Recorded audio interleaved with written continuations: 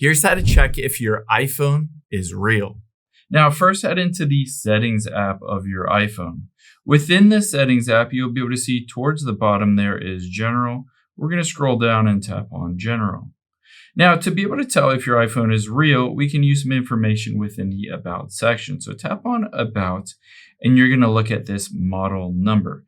You'll be able to see that model number starts with an M. You're going to look to see what your model number starts with. You can see here M, it says the device was purchased new from Apple. F, it's a refurbished device. N, it was a replacement. P is personalized. And 5, basically it says it's a warranty-less unit and has a unique model number. So essentially, you need to make sure that starts with an M. Now, the second thing that we'll do to check it is we're going to press and hold on that serial number and hit copy. After we've done that, you can open up a web browser, and on a web browser, you're going to go to checkcoverage.apple.com.